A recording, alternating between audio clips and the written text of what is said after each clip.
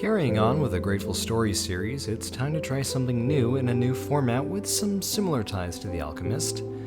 In this video for the Borealis Company, we're going to take a look at Tool and how they, as both a band and a group of storytellers, portray spirituality. I feel like I could choose pretty much any song if I really try hard enough, but this video is going to focus on one song in particular, Pneuma. Before we start, if this resonates with you, please consider subscribing and come be a part of the storytelling community. Alright, that's it. With how ethereal Fear Inoculum and the band in general already feels, I believe the smartest choice with this is to focus on the easiest element to take on first, which would most likely, in my opinion, be Maynard James Keenan's vocals and lyrics. Not to say that his singing is easy, but it's the easiest to comprehend. And this is probably the only thing that would confirm the song's connection to spirituality other than the name Pneuma, which is defined as the vital spirit, soul, or creative force of a person, at least according to the wonderful world of the internet, so take it with a grain of salt. But what I love about the lyrics and how they amplify the concept that's introduced in the title into a story is its ability to make the concept of something individual become communal. He starts out by saying, "We are spirit bound to this flesh. We go around 1 foot nailed down, but bound to reach beyond this flesh." It's very simple, but good stories don't need a lot of room to portray something vivid. Maynard does so with lines that are maybe 5 words at a time, but clearly that's all he needs. Let's look at 7 words split into 2 lines. We go around 1 foot nailed down. Immediately, I'm getting 3 elements that are effective in setting the story: a journey, potential, and limitations, which you see all the time in other narratives. But what we tend to get in chapters, we just got in seconds. And yes, the song is 10 minutes, which is forever for a song, but the lyrics alone couldn't even fill out a typical pop song.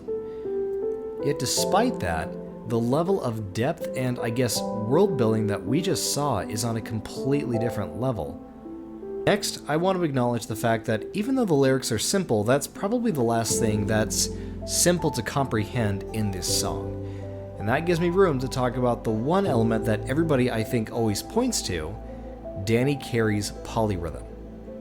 So initially, I thought that there was a clear "this is a polyrhythm," or I'm so inexperienced with music theory that I would be better off saying that the drums are in Q flat. But according to some, it switches easily between 3/4 and 7/8. So it's complicated, and I would say somebody more musically inclined than me should give a better opinion about it in the comments. But I started thinking, how does the combination of these two things construct a narrative on spirituality? The simplicity of the lyrics with the complexity of the polyrhythms. Or maybe I should say the minimalism of the lyrics with the complexity of the polyrhythms. Something I always observe when I see a story based on spirituality, funny enough, is it's always so simple in the same way that the feeling of coming home is simple, but enigmatic enough that it feels complex and impossible to really understand. There are plenty of stories that can do that with words alone, and I would say that Maynard's lyrics accomplish that on their own. I mean, if you were to read it as a poem, you would get it. But then you get the rhythm of Danny's percussion, and it adds that enigmatic energy that gives off that paradoxical feeling of it seems impossible to comprehend because we don't even know where to start, but possible in some capacity because it came from a human, and therefore we can figure out in some way, shape, or form a way to connect with it.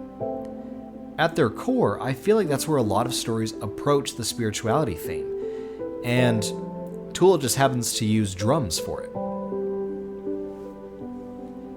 I'm not going to try to explain music theory that I don't know, but I want to explain what to me is the third element that makes this feel like an all-encompassing story on spirituality, and that is how the mixing, the mastering, and the effects, basically the production itself, work to generate this ethereal atmosphere that not only does this song have, but has also been acquainted with basically Tool's signature style.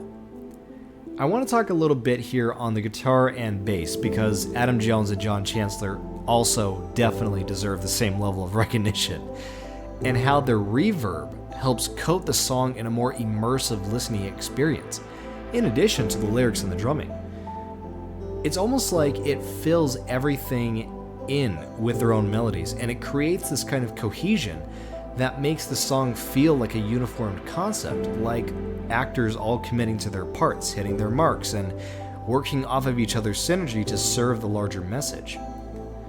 Additionally, the effects they add to their work adds that little bit of spice to really pull that off, because I could play Pneuma on a cardboard cutout of a guitar with the cheapest strings I could find off a Guitar Center if I'm feeling bougie, and even though I could play everything perfectly, it doesn't tell the same level of story. It's like an additional pair of voices that are unique and can expand the potentiality of what Pneuma can be, going back to that idea of making something individual feel communal. Then you add how you can hear Maynard's voice seemingly move through space before delivering its message. And you've got something that creates the setting, in a sense, for the story. I would say, as somebody from the outside of music looking in, atmosphere is to music what setting and tone are to film. And that's what makes Tool such a powerful storyteller when it comes to spirituality. And also with Maynard's voice, let me know in the comments if you know what effect that is and that space that generates a subtext for how spirit is individual, but again, connecting all at the same time. I don't want to add any more to this song simply because Tool is notorious for asking their fans to let the music speak for itself.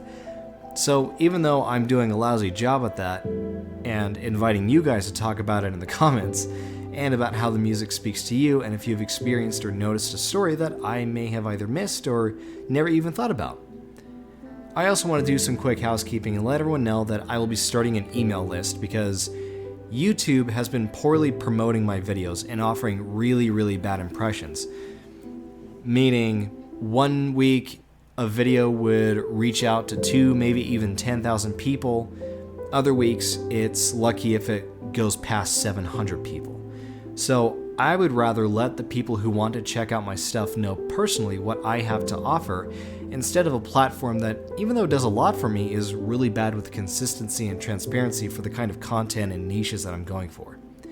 Anyways, thanks for watching, everybody, and do me a favor and do something you're grateful for.